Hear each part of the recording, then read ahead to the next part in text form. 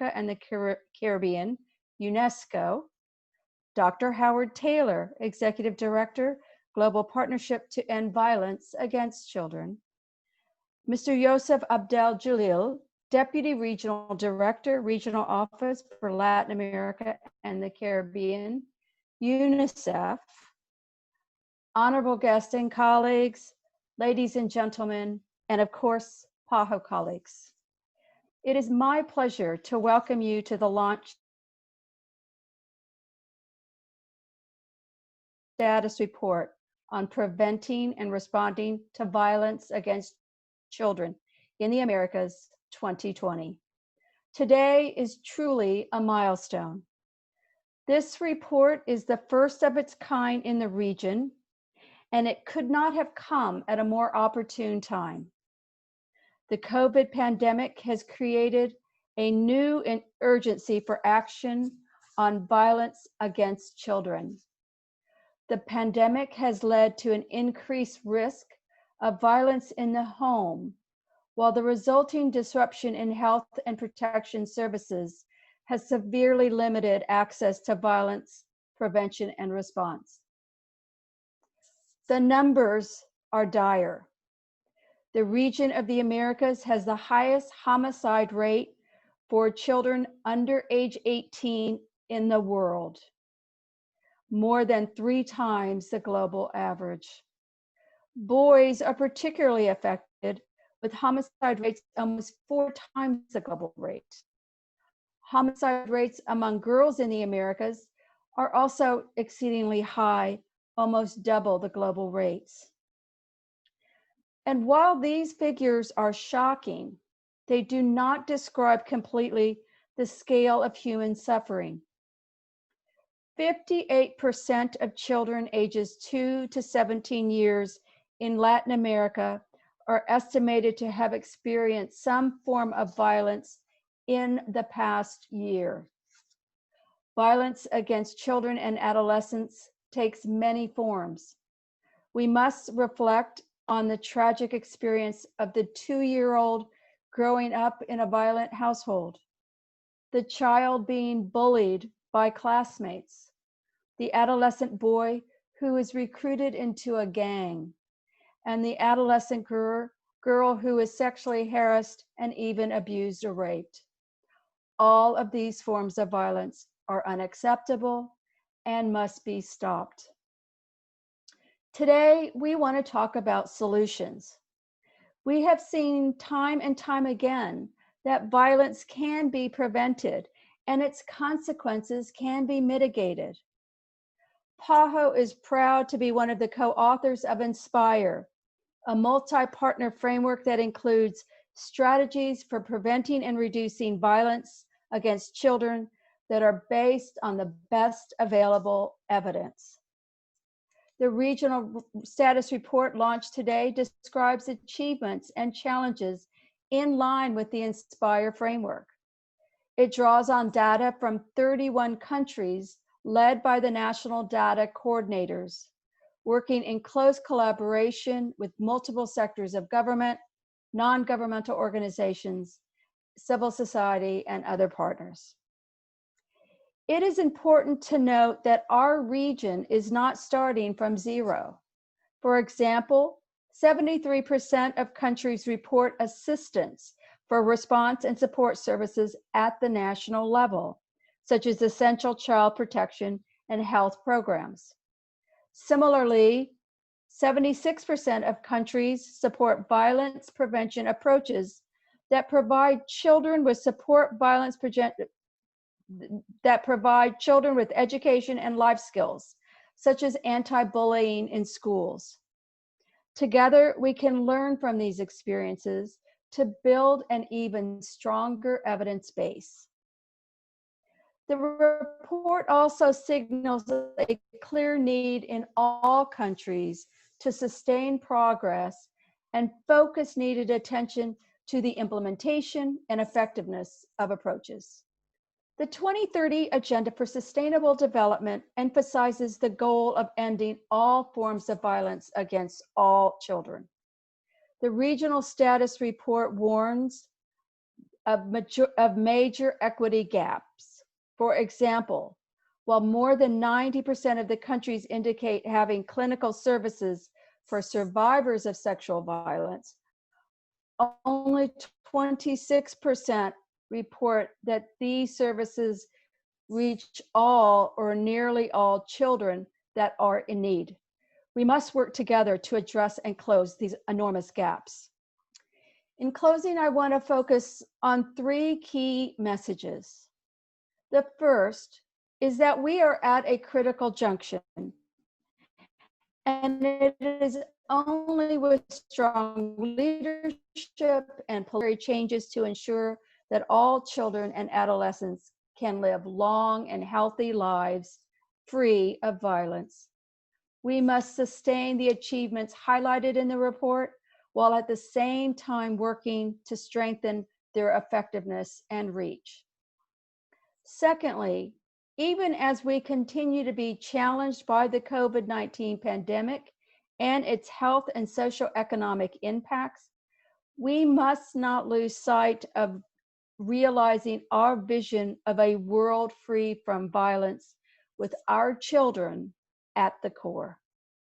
We must work together to address the needs of survivors in a comprehensive and coordinated manner, working towards achieving equity to ensure that no one is left behind.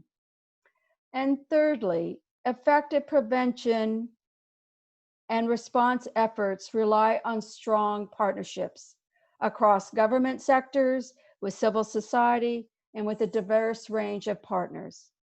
We will achieve more together than apart. And that's why we are so pleased today to have representatives from different sectors of government and our partner organizations. The report clearly benefited from the inputs and advice of many. I would like to recognize the excellent work carried out by our national data coordinators, their counterparts, as well as the significant collaboration with our partners. PAHO stands ready to work hand in hand with all of you to convene stakeholders, foster necessary dialogue, raise the visibility of this topic, and advance the report's recommendations for sustainable action. The great Nelson Mandela once said, "The true character of a society is revealed in how it treats its children." Together, we can make health for all and freedom from violence a reality for our children and for the region of the Americas. On behalf of all of us at PAHO, we thank you for joining us today. Thank you. Over. Thank you so much, Mrs. Valdez, and thank you so much for that phrase that sums it all up. The true character of a society is revealed in how it treats its children. On that note, the voices of children, adolescents, and youth are critical to violence prevention and its response. Children are not passive recipients of support. Rather, they can guide and lead effective responses to violence by providing unique insights on what works in practice. PAHO created a Youth for Health group in 2019 with representatives of young people from across the region in order to give youth a voice and ensure that they are involved in solutions that aim to improve their health and well-being. We invited some of these youth to send in short video contributions, which we will now play. And at the end of the panel discussion, we do it as well. I want to thank Maria Fernanda Fino Blanco, Kantuta Conde, Ayushi Nandalal, Divya Nandalal for their contributions to this event. Let's hear from some of them now.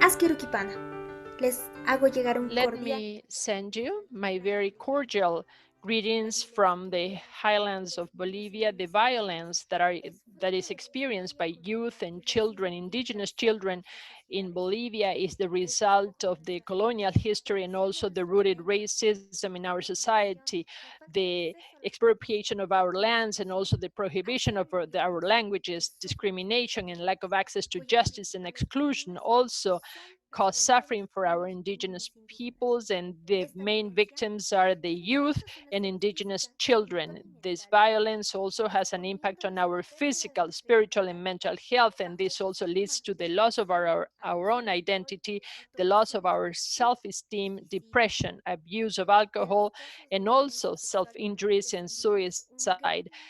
We see also a great deal of sexual violence against indigenous women, and a great number of those are indigenous girls. And it is even more serious, the lack of access to justice that leads to the impunity of these crimes. The cruel pandemic has also increased violence against the youth, but we are resilient. No excuse for youth violence, and that there shouldn't even be a debate as to whether it is important or not.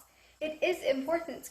A child should be able to have a happy childhood surrounded by individuals who love and support them. Distinguidos participantes, les invito a Distinguished guests, participants, let me invite you to consider two actions to overcome violence. First, participation. Agenda 2030 and also the Sustainable Development Goals are mainly intended not to leave anyone behind. This also requires that youth and children participate in all of the decisions that have an impact on their rights. Participation also implies listening to our hopes and demands, and also together find solutions.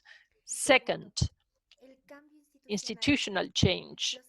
States, by guaranteeing fundamental rights of children and youth, should create specific mechanisms to oversee our own rights. Within the context of indigenous peoples, this task will be in coordination with the traditional authorities to gather data on violence and health access that also include self-identification from the ethnic and cultural point of view in urban and rural areas, as well as based on age and gender. This will also allow us to create efficient response with data.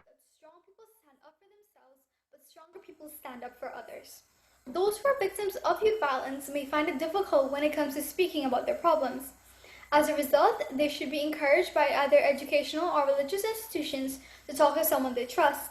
Hotlines can also be introduced to show them that they are not alone and that there is someone who is willing to help. Schools can also encourage students to attend interactive programs that speak on youth violence. Students who have been exposed to these programs may also be inclined to help others in similar situations as they grow older. They may be able to advocate and teach others about this topic and ensure that others do not suffer.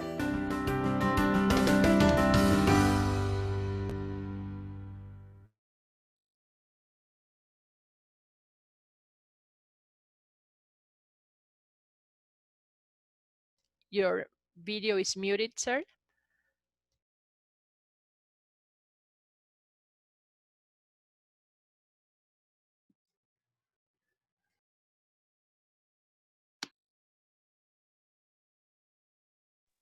Good. Okay. Seems to be the mute didn't come off. So this report would not have been possible without the collaboration of country representatives across the region and our partner organizations. So we're delighted that we're joined today by 6 distinguished speakers who will help us to unpack the relevance of this regional status report for the Americas and identify some concrete next steps for the region. So let's meet our panelists now. Let me introduce with great pleasure Her Excellency, Senora Maria Juliana Ruiz, First Lady of Colombia. Welcome, Your Excellency. The Honorable Miss Juliette Cuthbert Flynn, State Minister in the Ministry of Health and Wellness, Jamaica. Dr. Josefina Luna, Advisor, National Council for Children and Adolescents of the Dominican Republic. Miss Claudia Uribe, Director, Regional Bureau for Education in Latin America and the Caribbean of UNESCO. Dr. Howard Taylor, Executive Director, Global Partnership to End Violence Against Children. Welcome. Mr. Yusuf Abdel Jalil, Deputy Regional Director, Regional Office for Latin America and the Caribbean of Unicef. Welcome. So welcome and many thanks to all of you for your support, not only at this event that launches the report, but also in the development of the report. I'd like to remind all speakers to please keep answers to 3 minutes as a maximum so that we can do several rounds of questions and answers and have full engagement. So the first area is, why is this topic or report important? We know that violence against children can take many different forms in the region, all of which lead to severe health consequences, from death to injury. It is clear that preventing and responding to violence is a public health priority. So I want to start this conversation with Honorable Minister Cuthbert Flynn. Minister Cuthbert Flynn, from your perspective as State Minister of the Ministry of Health and Wellness in Jamaica, why is this regional status report and the topic of the report, violence against children, important to Jamaica? So over to you, Minister. Pleasant morning to everyone. It is really a pleasure for me to present at this regional stage. We see a number of things happening even here in Jamaica during this time of COVID-19, more violence against our children. And so anything that we can do as a country, we are definitely willing to assist. But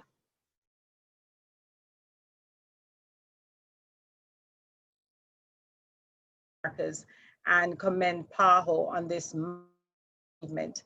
As the first publication of its kind in the Americas, the report provides a timely update on the region's progress in preventing children.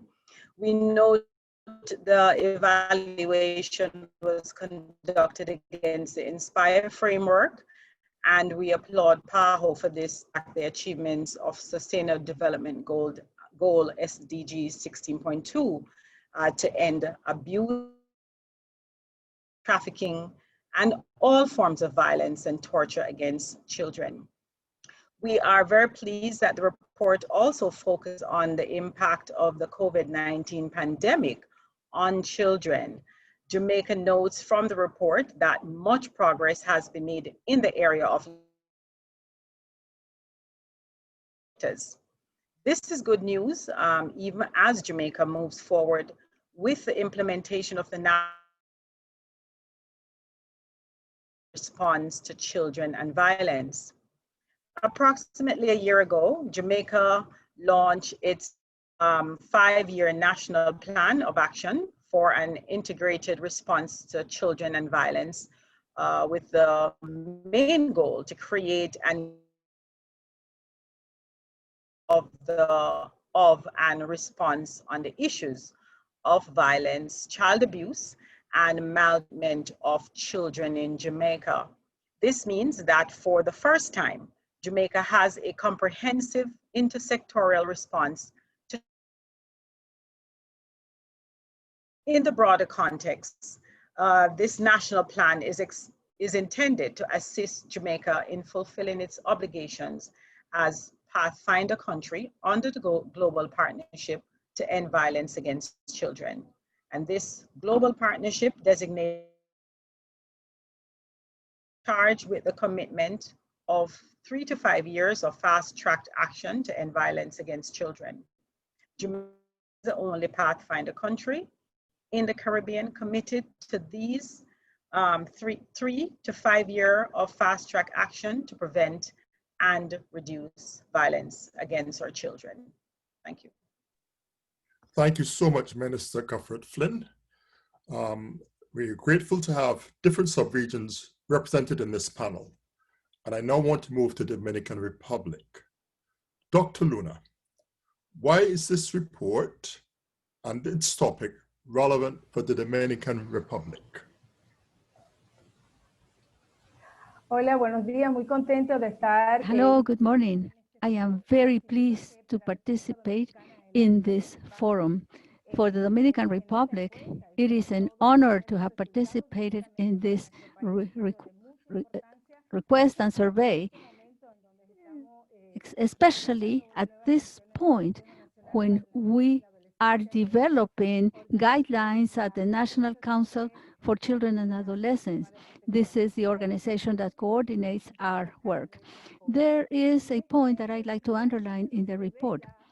The report shows the strengths and the challenges for governance regarding our response against violence, targeting adolescents and children, and how to prevent this. And as a medical doctor and pediatrician, I am very glad that these strategies are evidence-based.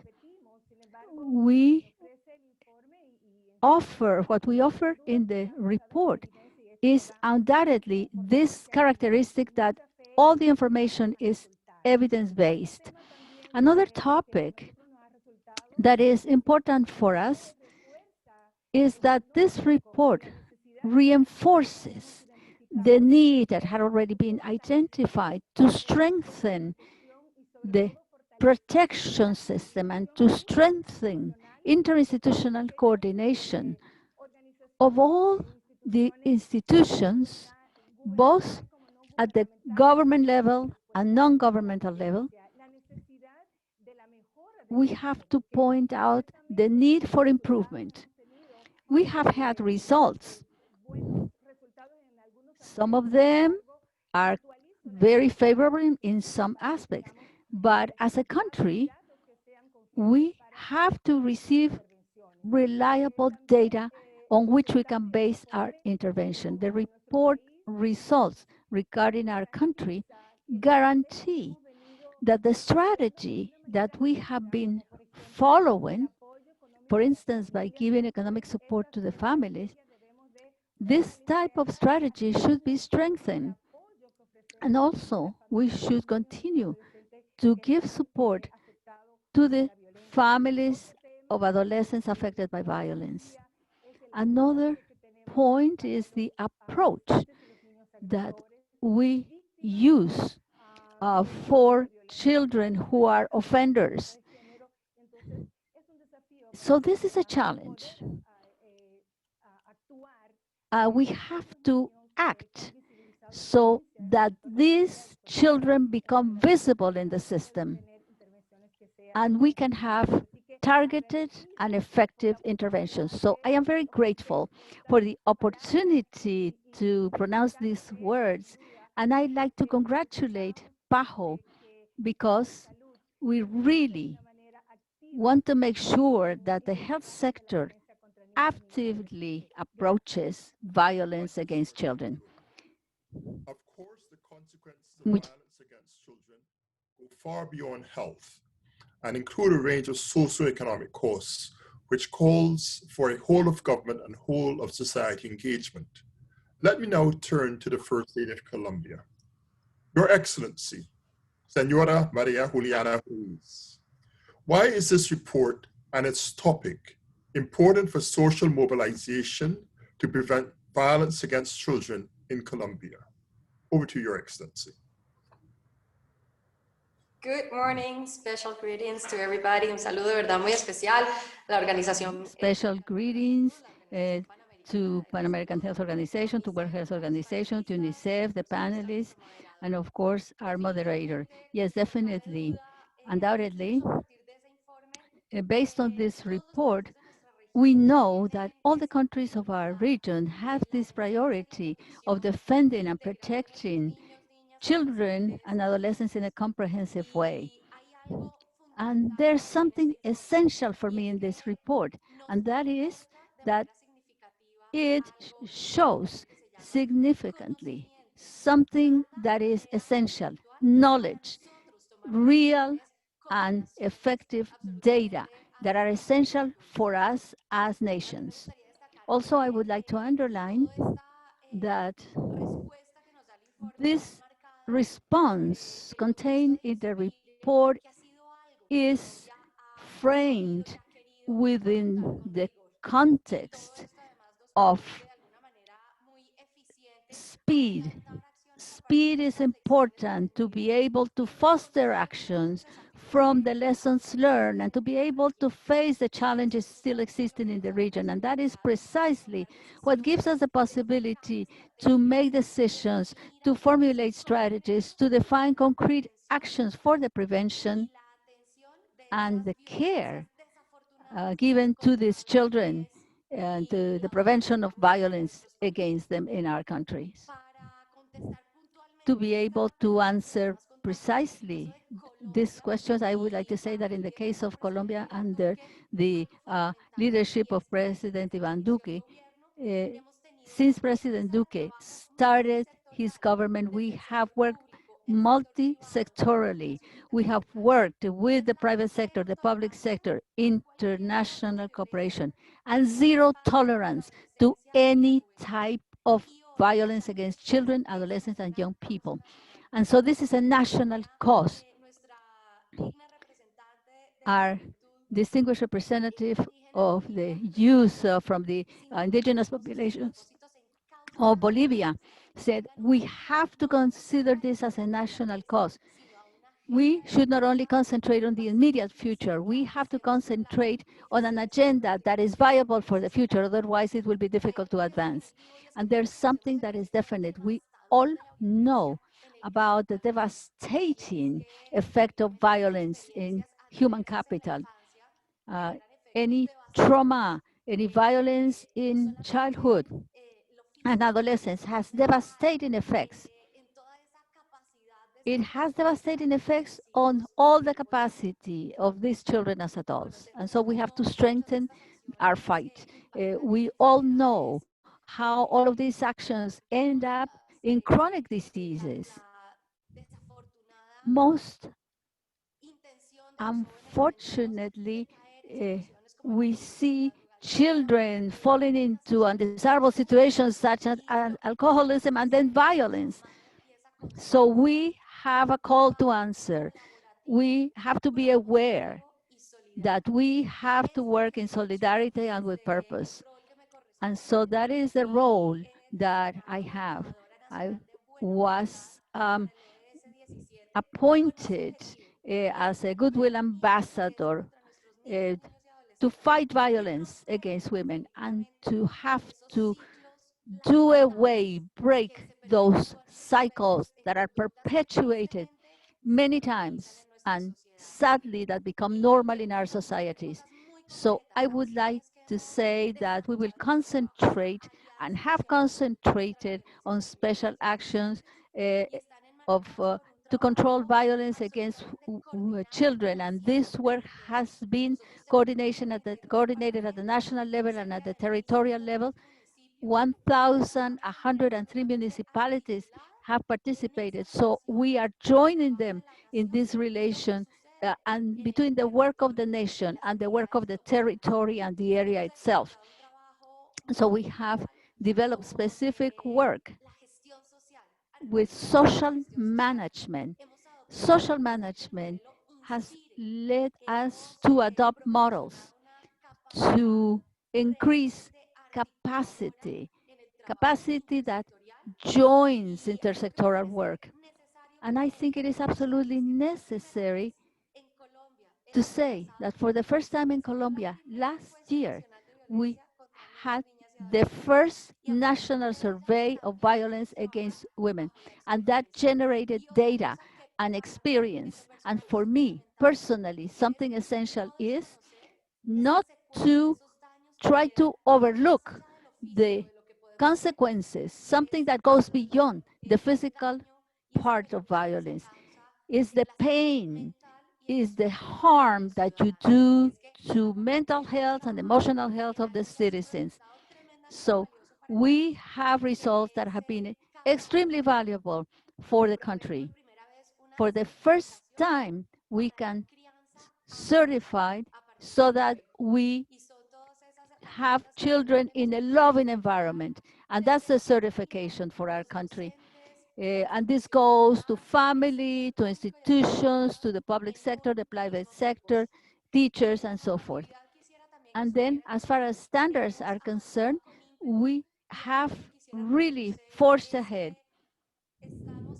And at the present time, we're holding a debate to try to approve a bill before Congress to avoid physical punishment for the children. And this is something that we have been working on through standards. And we have norms against acts that perpetuate against norms, against mores and habits that perpetuate violence against children. So this is revealing, this allows us to mobilize at the social level and to give the necessary attention to all these cases. Thank you very much. Thank you so much, Your Excellency, for sharing these multi-sectoral approaches and concrete actions in Colombia to tackle violence against youth. Now, a major question is, what can we do about it? One of the most shocking figures in the regional status report is a child Dr. homicide rate. Hennis, you want to unmute. I am actually. Can you hear me? Can you hear me? Yes, okay. I can hear you. Thank you. I think there's a delay when I unmute and when you can hear me, unfortunately. Thanks. So one of the most shocking figures in the regional status report is a child homicide rate. The region of the Americas has the highest homicide rate in the world, with more than 15,000 children killed in the year 2017. Child and youth homicide is a shared concern by PAHO and Unicef.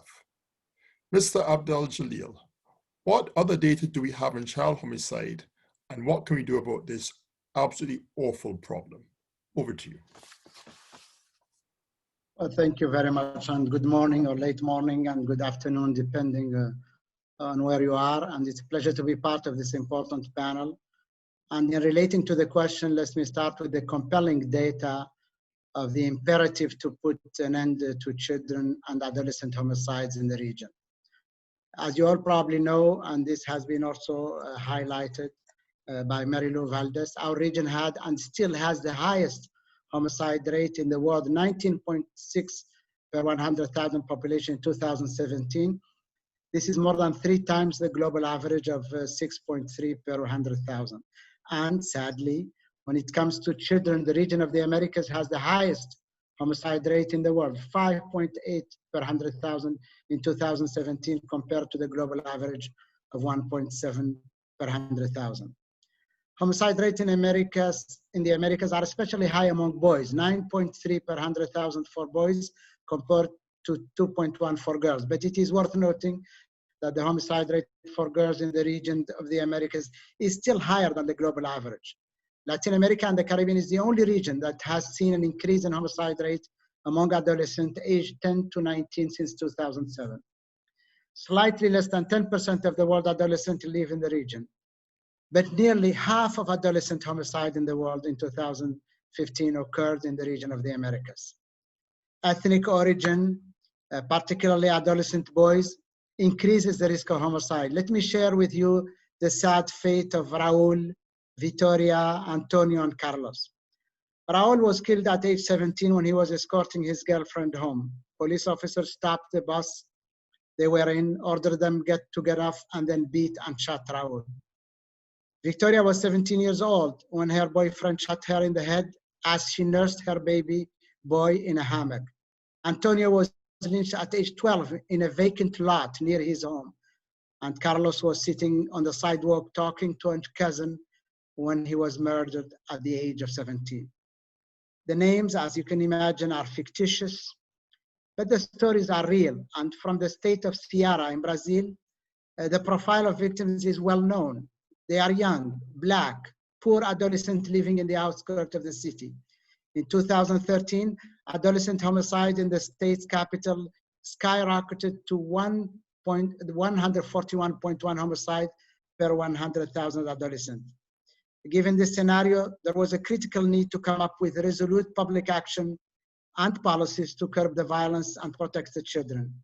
Homicide is not only in the northeast of Brazil, but is also in Central American countries, in Colombia, in Jamaica, in Mexico. In all these countries, UNICEF is working with partners to ensure protection for families that are victims of violence, control access and use of firearms and ammunition, promote access of education and life skill, including bad school program, promote inclusion in the formal job market, train police officers in child rights and positive engagement with children and adolescents, advocate for investigation and prosecution of homicide, support local government to identify cases of violence and respond effectively and timely, and reinforce community-based psychological support services. Violence, including homicide, is preventable, and we must jointly act to end this crime. Thank you. Thank you so very much. Now, violence against children is not a new challenge for the Americas, but the COVID-19 pandemic has created new urgency for action. As risk factors for violence increase in the home, access to support for survivors of violence is also reduced at the same time, unfortunately. For example, schools provide powerful protection against violence through providing education, building life skills, and identifying at-risk groups. However, in the context of the COVID-19 pandemic, millions of children are still out of school in the region as the school year is coming to a close in many countries. Many are also spending more time online than before, both for schooling purposes and recreation. I want to turn to UNESCO now, which works closely with the education sector. Ms. Uribe, has there been an increase in violence against children during this time, and how can school communities address it? Muchas gracias por la invitación a participar en este Thank you importante. so much for your invitation to participate in this important event for UNESCO. This is a single, unique opportunity to be able to work with other agencies from the United Nations system in the development of the global report on violence against, to end violence against children, and to accompany them in the study of the regional data that show a concern for this situation.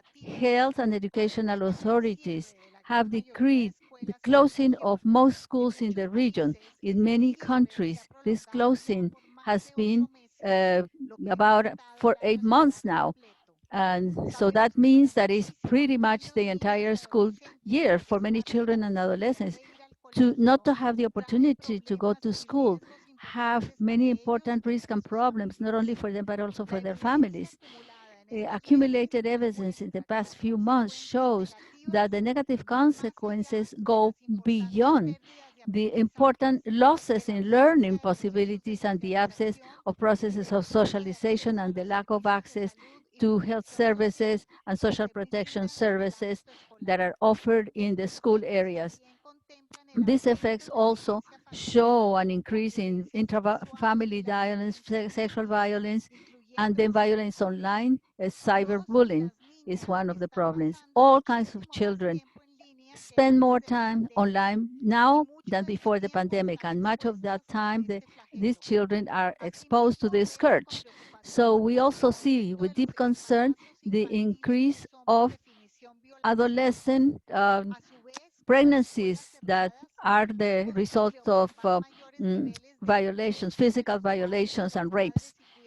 So we, of course, have to work with the mothers and caretakers because we see lots of children and adolescents who are victims of intrafamily violence, emotional, physical, and sexual violence.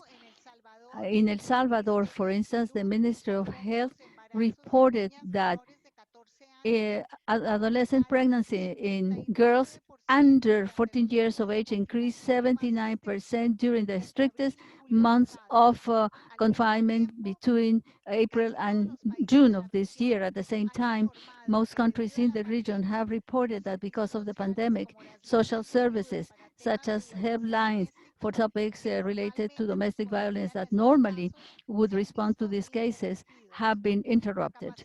So the capacity for school communities to face these consequences, to receive the children that have been victims or have witnessed intrafamily violence and to give them support, that is non-existent at this time. So the most vulnerable always have the highest impact. For instance, children living in rural areas people with disabilities or in situation of forced displacement. Also, the students that have had interruption in their academic programs.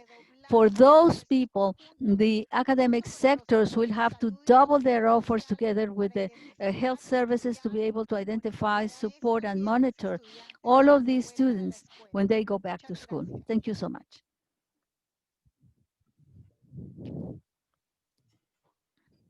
Thank you so much, Senora Uribe. Now, the regional report highlights the many efforts that have been made in terms of violence prevention, while stressing the importance of sustaining and building on these achievements. Dr. Taylor, how can we continue to strengthen government commitments to end violence against children in all its forms? Thank you. Let me first just thank PAHO and partners for bringing us together this morning for what I think is a very timely and a very important conversation. And secondly, to say hello, and it's great to hear and see friends among the speakers and to hear all the great examples of action already that have been given, but also to say hi to everyone who is watching on YouTube or on Zoom. It's great to have everyone participating today. I want to speak very briefly to 4 things which I think that we can and should all do. Strengthening coordination and collaboration, that's the first. The second is scaling what works. Thirdly, making the case for investment. And fourth, sharing progress, because that's how we inform and inspire others to do more. So first of all, strengthening coordination and collaboration. As we heard from other speakers, including Her Excellency, the First Lady of Colombia, coordination across many sectors is a critical ingredient to end violence against children, given its complexity. And so there's no single actor, there's no single government agency who alone can reduce violence against children. So what we have seen in the countries where there is good progress, including Colombia and others, is where there is a multi-sectoral coordination mechanism. Sounds a bit of jargon, but it's a lot of bodies across government and beyond coming together, agreeing joint priorities, aligning their agendas, coordinating their action, and mobilizing the human and the financial resources necessary to get the job done. So that coordination piece is critical. Secondly, scaling what works. So when there is an evidence-based plan in place, and I stress the evidence-based and the criticality of local data to take what's the best practice globally with the data which shows what's going on nationally and locally, producing that evidence-based national plan, it is often necessary to boost the institutional capacity to make sure that the Inspire strategies can be effectively scaled. And that means doing so both vertically, which is through government and non-government agencies, but also horizontally, or put differently, geographically, expanding the geographical coverage of programs that are known to be working. Thirdly, making the case for investment. It was really encouraging in responses to the survey for the Global Status Report that 81% of countries who responded noted they had at least one published action plan to end violence against children. However, only around half of those plans were noted to be fully funded. So there's a gap between commitment, planning, and intention, and the resources needed to get the job done. So all of us must make a better and more persuasive case for investment. Investing to prevent violence against children is, of course, more cost effective than responding, although response mechanisms are, of course, vital.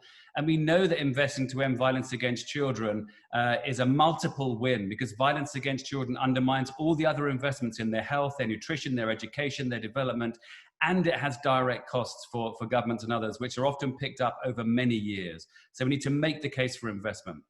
And the fourth area for action, I think, is sharing progress in the same way that we're doing this morning, because this is informational. I've already learned this morning, and it's also inspirational. It encourages others to do more.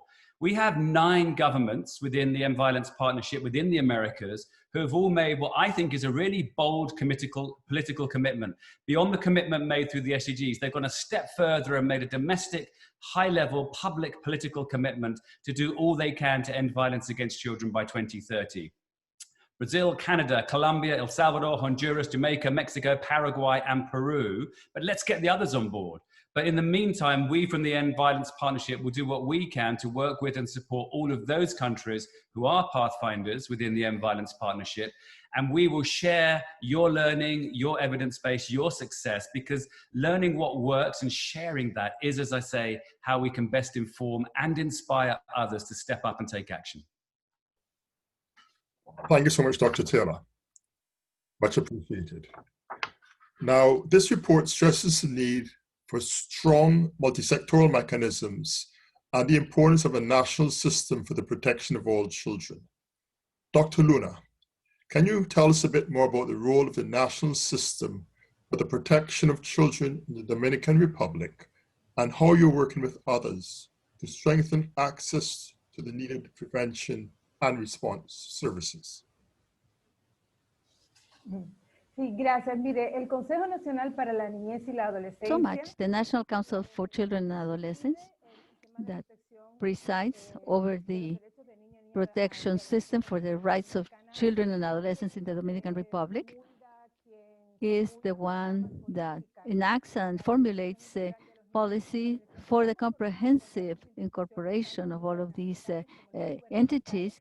And then it works with governmental and non-governmental institutions, and of course, together with the Ministry of Public Health, the Ministry of Education, the Attorney General's Office, and many other entities that have to respond to violence against children.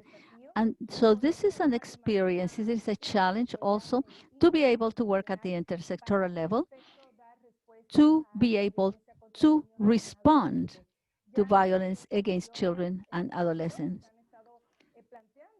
We have been working on the basis of the approach that violence requires a multi-sectoral intervention.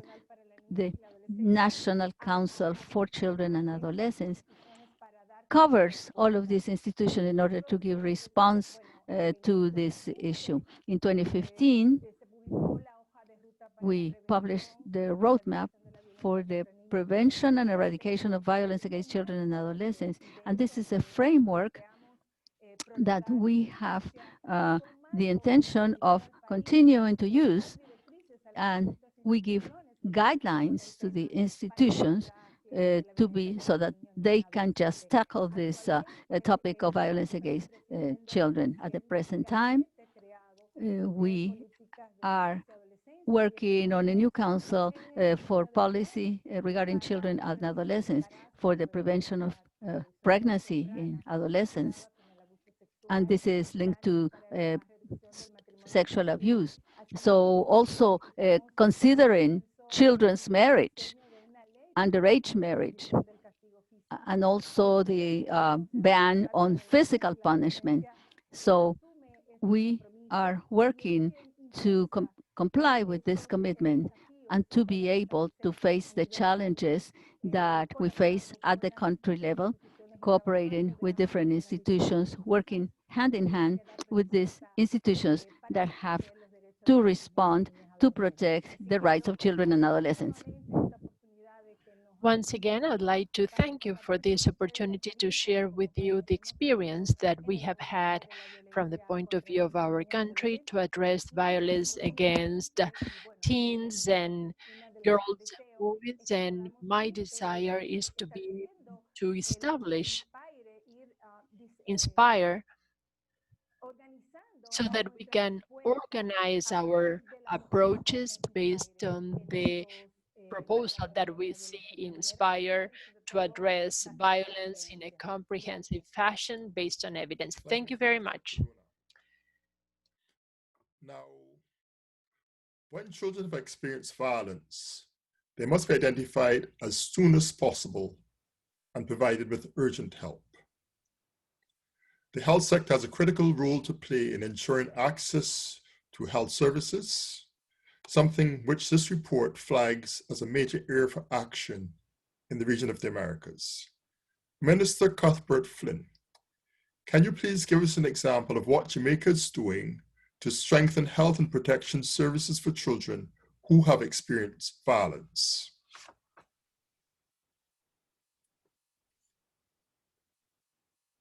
Minister Cuthbert Flynn of Jamaica.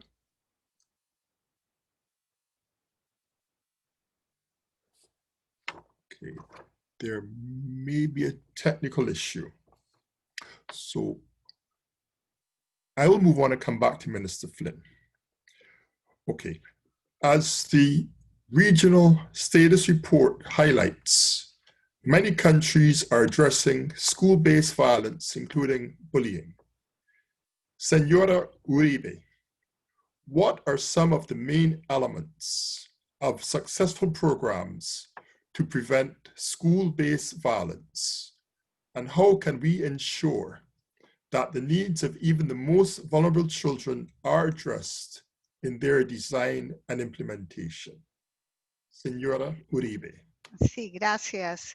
Bueno, la respuesta. Thank you very much. The answer from the educational sector, given any complex problem, has to have several components. These components can be summed up in 5 basic elements. The first one, policies at the national and facilities level that need to describe the various types of violence within the school environment, and also to express the unacceptable nature of these instances at any rate. We know that the mere fact that we have a clear school policy at the level of the school facility that denounces racism or homophobic actions is a very important protective means. Also, we need to train teachers as well as all of the adults working at the school level, and it is key for them to recognize and react to violence. We know that teachers and other adults working at the school level are witnesses oftentimes of very difficult situations for children along the corridors, during breaks, and also in the classrooms themselves. If they do not take specific, coherent action with the support of the other school communities, it is quite possible that the necessary steps are not taken in spite of the deep concerns. This silence ends up being another type of violence against boys and girls. Third, it is not just about addressing what we see on a daily basis at school, but also how to educate to prevent the same attitudes and prejudices that underline psychological, physical violence. Here we highlight the purpose of education through content, through material, through teaching approaches that can be used to instill respect as main factors for coexistence within the school and the societies. The school communities may work with several social actors to strengthen these messages, such as the civil society and also protection entities, family associations, for example. Finally, it is also important to be able to measure the scale of the problem as well as the impact of the action so that we can prevent and combat school violence. To this end, monitoring services that allow us to hear about the problems, receive complaints, and also monitor the situation are highly important. Otherwise, we are not going to be able to see what works and what needs to be adjusted. Thank you very much. Let us see if you can connect with Jamaica again. Minister Cuthbert Flynn, are you able to hear us? Okay, I'm not seeing a response. Okay, well, let's go on then to Unicef. Beyond schools, we know that mothers, fathers, and caregivers play a critical role in both Inspire and the Regional Status Report that both underline the need to work with and support parents and caregivers. Mr. Abdel-Jalil, given UNICEF's work in this area, what are some of the examples of successful programs in the region from which we can learn? Thank you. Let me start with parenting. The evidence is clear. High quality, positive parenting is crucial for children's well-being, development, and safety. This is especially true for the early year. In the first 1,000 days of life, from conception to age 3, a child's brain develops faster than any other time. Consider this, a 3-year-old's brain is twice as active as that of an adult. The connection their brain makes are the building blocks for their future. Nonetheless, this whole process does not occur in isolation. It takes place in response to the quality of interaction experiences with parents and other primary caregivers who are critical in facilitating meaningful exchanges with other people, places, and objects in the environment. However, the child is impacted negatively if the family environment is adverse because caregivers lack the necessary skills, resources, and guidance to raise and protect their children adequately and care for their own mental and physical and emotional well-being. This is especially critical in the context of exclusion, crisis, emergency, human mobility, and institutional fragility, which is why additional support and assistance measures are required. Also, supporting and empowering fathers and mothers to achieve better outcome for children is a high priority at UNICEF, not only for parents of young children, but parents of adolescents. Research shows that parenting program offering support and advice to parents with adolescents can also yield very positive results. The Sustainable Development Goals highlight the importance of investing in early childhood development and protecting youth or young children from all forms of violence.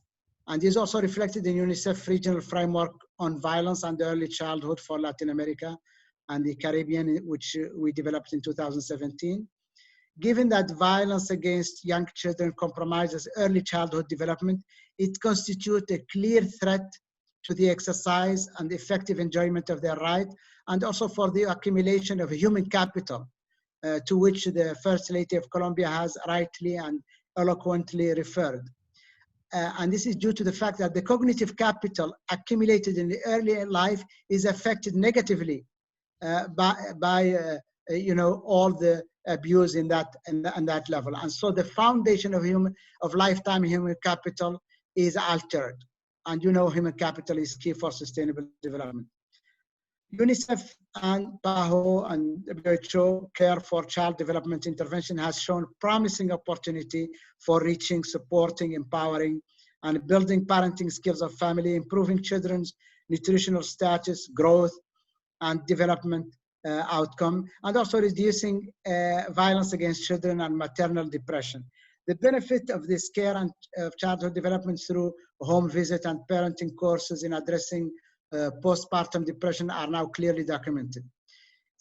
This care and childhood development in LAC includes a specific module on violence prevention that has been already implemented in many countries in the region: Belize, El Salvador, Paraguay, Peru, Dominican Republic, Panama, Nicaragua, among others, with promising results.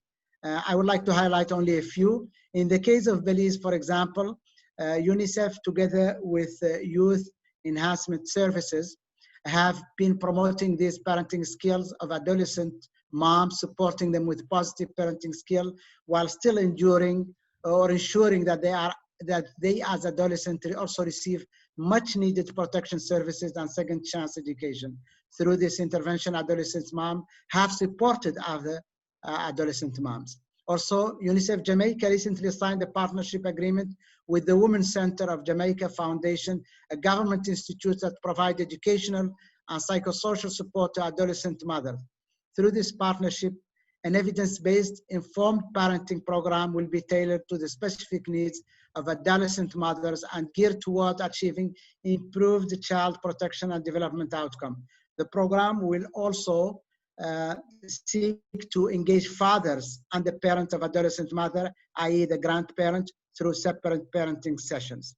Early moments matter, and positive, non-violent parenting matters for children of all ages. That's why the right food, stimulation, and care, or eat, play, love, are essential. Thank you very much. Thank you so much, Mr. Abdel Jalil. Now, in violence prevention, we talk a lot about partnerships across sectors and with stakeholders, with communities themselves. Dr. Taylor, how can we continue to expand collaboration in the Americas? Thank you. Yeah, I want to say just two things this time around. The first is around sharing learning and growing the evidence base. And I think we've already heard quite a richness about that on today's call. So I won't elaborate the point too much, but I think that there's an agenda to promote Inspire as a globally recognized best practice strategies for ending violence against children. And Inspire is live, or it's alive. It's constantly being improved and informed by all the work of partners on this call and many others around the world. So it's constantly learning, constantly improving with the latest best practice. And I would just note in passing, I think the experience of the last few months during the COVID-19 pandemic, which of course we're not yet out of, has also been a critical agenda about learning in real time about how to keep children safe during COVID-19, when children's environments, whether it was home, online, at school, in communities, all came together in some ways. And I think we collectively, as a global community, have really learned a lot through that. And that's also been informing the development of the evidence base. I know that Unicef is going to be convening some conferences in the region. I think the first one is going to be hosted in partnership with the government of Colombia. And that's a great opportunity for governments and other actors across the Americas to have regional and sub-regional dialogue to share lessons learned in the context of the Americas, while also bringing in what's appropriate and useful from the global experience. And then of course, in that agenda of learning and growing the evidence base, we must make sure that we're looking at the data, the national data, whether it's the violence against children surveys or admin data or other national surveys, and making sure that we are measuring and that we are monitoring and tracking progress, and making sure that too is being documented, evaluated, and disseminated. And that's a role that we as an End Violence Partnership will continue to play through the End Violence Knowledge Network and the Knowledge Platform. The second thing I wanted to mention is a forthcoming opportunity for us all, the Together to End Violence Solutions Summit series.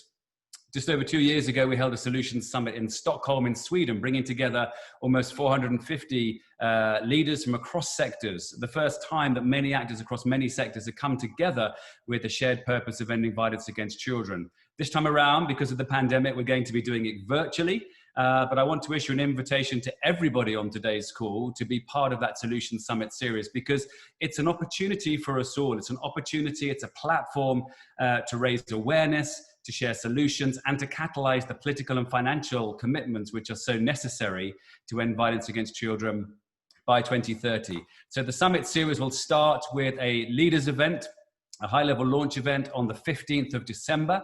And we will bring together government leaders, royalty, Nobel laureates, UN heads of agencies, children and young people, of course, playing a critical role, faith leaders and others from every continent. And they're going to be aligning behind a shared vision of a world without violence against children, but also with a clear call to action of what it takes to make that vision a reality. So do join us on the 15th of December. But after that, there's going to be 5 or 6 months of affiliate events around the world. They can be in countries, they can be across borders on issues of mutual interest, and they can be global. And the idea of the affiliate events is that's where the really detailed work is done to share solutions that are contextual and appropriate locally and nationally, but also for communities of advocates and others in countries and beyond to advocate for what they know is politically possible and feasible and necessary to happen in any given country. And then at the end of the series around next summer, there will be a high-level leaders event where culmination will come through and people will be making commitments, political and financial commitments to get the job done. And what we really hope through people across the world, because one of the advantages this time with the Solutions Summit, there are many disadvantages of the pandemic. One advantage of working virtually is that many more people in many more countries across many more sectors can be involved in the Summit series. And together we can share the solutions and catalyze the commitments that will accelerate progress to end all violence against children by 2030, whether that's keeping children safe at home, at school, online, and in their communities. Thank you. Thank you so much, Dr. Taylor. Violence prevention and response benefits from the collaboration of and advocacy by diverse actors.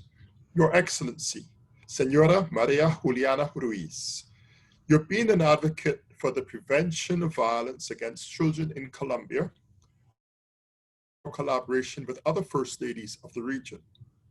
What is the role of a First Lady in fostering a comprehensive approach to violence against children in the home?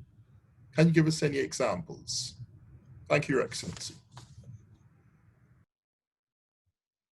Thank you. Lo primero que tendría que decir es algo que First of all, the first thing that I have to say is that first ladies assume this role without having been elected. There's no budget, there's no work team, but we do this job being aware and being sure that we have to have positive social impacts that will be visible in the well-being of the population. When I assumed this role, I wanted to connect to first ladies of other countries, and then to managers of social issues in different countries. And now we have been able to have the Luna network, which is Leaders United for Children and Adolescents in Colombia. And we work with social managers, with men and women, with all leaders trying to work in this management in more than 1,000 municipalities and territories. And we want to make sure that we comply with the zero tolerance policy to abusive treatment of children, adolescents, and youth.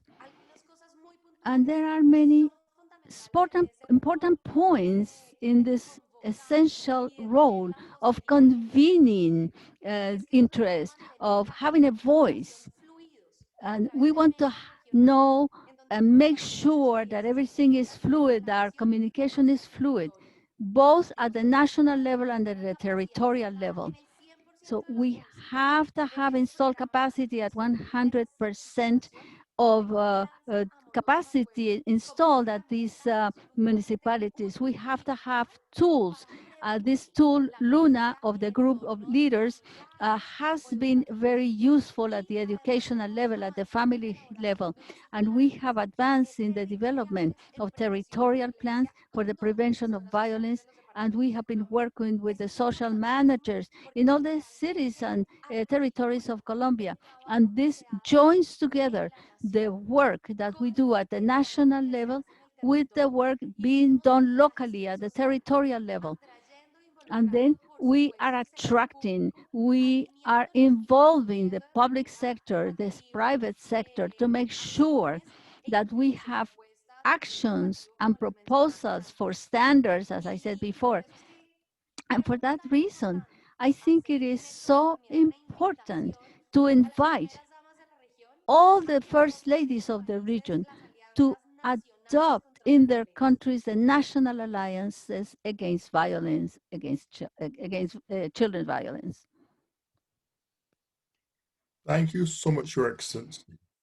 Now, what I'm actually going to do, I'm going to allow each speaker to make a very brief closing statement reflecting on the following question. And we allow each person 1 minute. And the question is, what must we do next together in the region of the Americas to end violence for all children by 2030? Your Excellency, Senora Maria Juliana Ruiz, I will ask you to respond to this question first of all. So over to you, Your Excellency.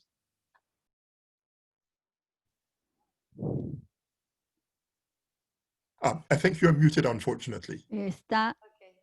Sí, está en mudo, está con el micrófono. Can you? Yes, we can hear you. We can hear you. Thank you.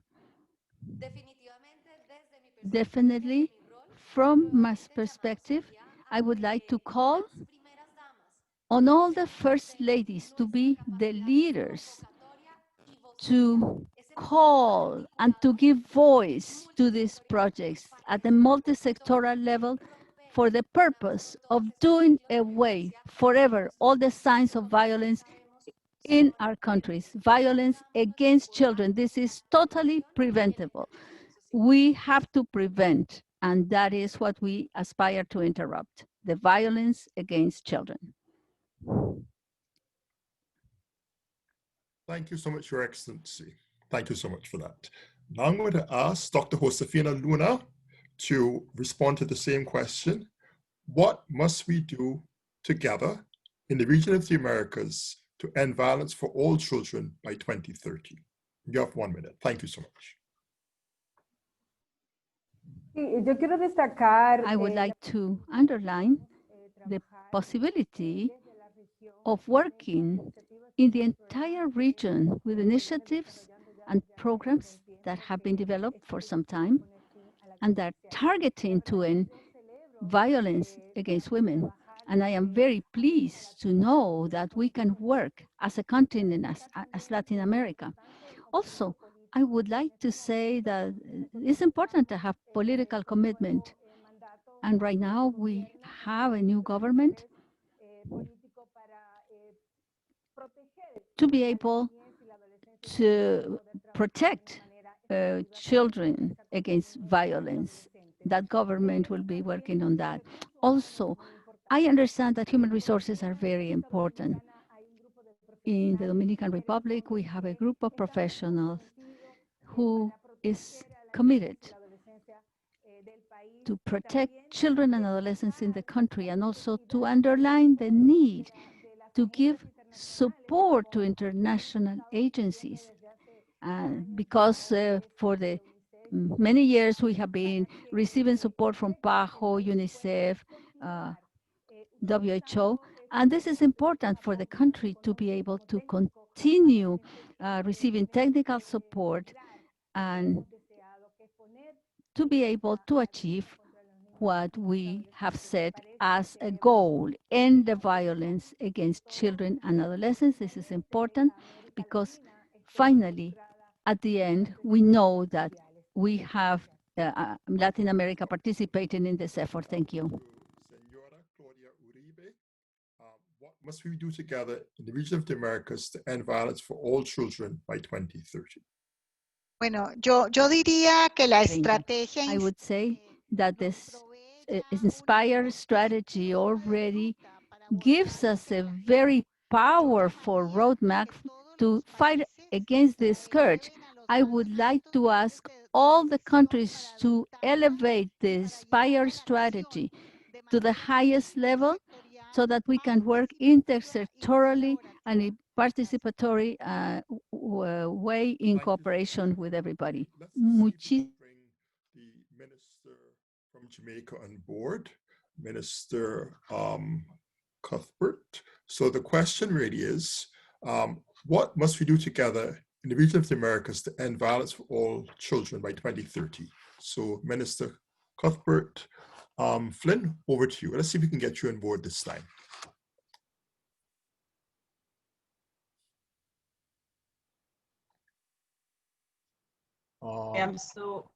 Thank you. My apologies. Can you hear me? Yes, we can hear you. Yes, please go ahead.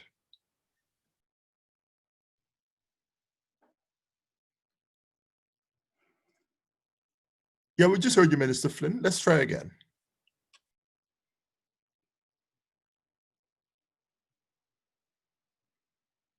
It looks like the gremlin has struck again.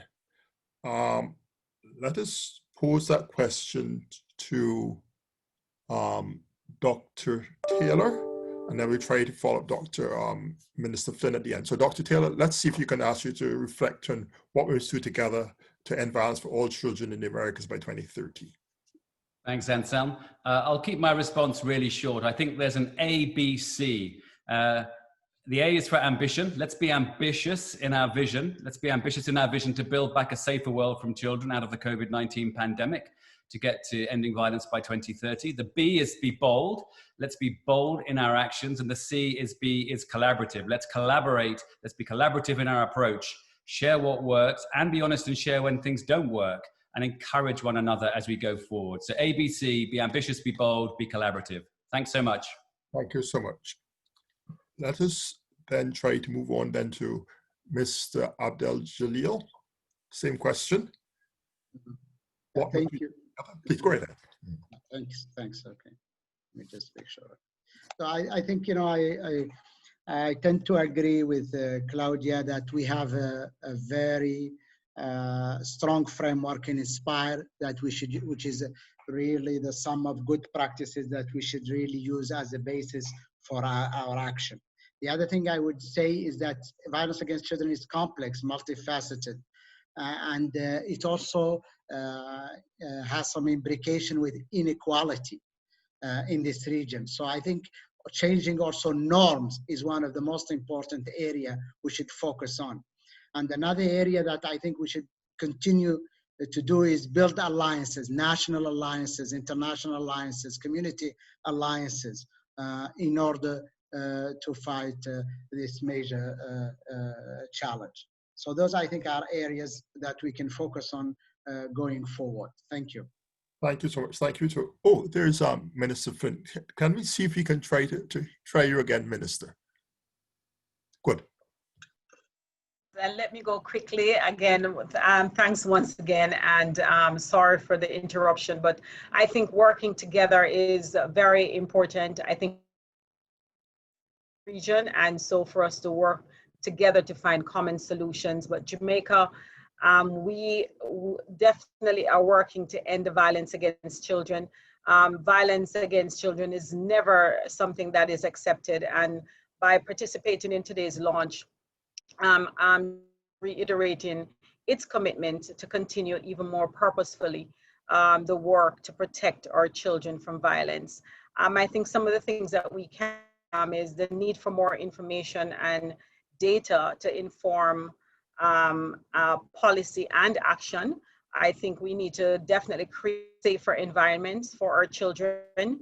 More intervention, I think, is required in schools. Now that, you know, we have COVID, that's possibly going to be a little bit difficult. I think we can come up with some solutions to eliminate the culture of violence. Also is definitely something that must be worked on. Thank you so much, Minister. Thank you for persisting in spite of the various challenges. Thanks again for having us participate. Well, thank you. Thank you so much. Thanks to all panelists. Really appreciate your excellent inputs. Now we're going to move then to a video with voices from the youth from the region.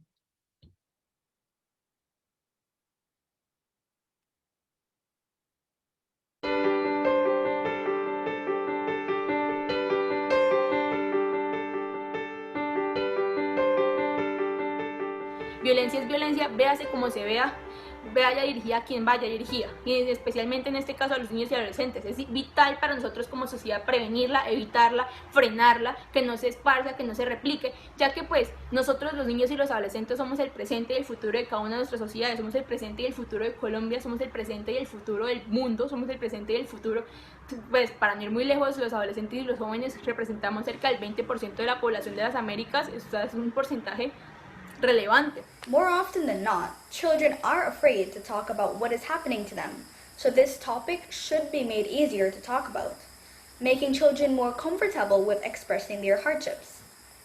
Extensive campaigns through television, through radio, through newspaper, billboards, and other media can be arranged to encourage these impressionable minds to speak up. Schools can hold programs about these sensitive topics to encourage parents to build a trusting relationship with their children, who will be more inclined to express their emotions. Me parece importantísimo que I think it is highly important to have a government agency lead this work, approaching the family core, parents, siblings, so that we have an environment with rights and with love, where the children can easily explain themselves, express themselves at school, with the family, in the neighborhood, in the cities. This is an invitation for everyone to be committed, to have an open mind. You need to open our minds and say, no, I am not saying that is not happening. We need to look at children, at youth, and turn to them when they need us. So this is something that we need to do in coordination as a society. And I think that this is key to happen. They are the ones who will continue to shape society for the better or worse. Therefore, for societal, for cultural and economic progress, children must be protected at all costs.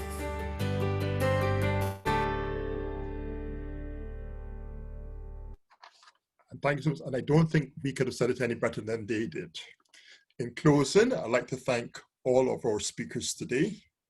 I will acknowledge Her Excellency, Senora Maria Juliana Ruiz, the First Lady of Colombia, the Honorable Miss Juliet Cuthbert Flynn, State Minister in the Ministry of Health and Wellness, Jamaica, Dr. Josefina Luna, Advisor, National Council for Children and Adolescents, Dominican Republic, Senora Claudia Uribe, Director, Regional Bureau of Education, Latin America and the Caribbean of UNESCO, Dr. Howard Taylor, the Executive Director, Global Partnership to End Violence Against Children, and Mr. Yusuf Abdel Jalil, Deputy Regional Director, Regional Office for Latin America and the Caribbean of Unicef.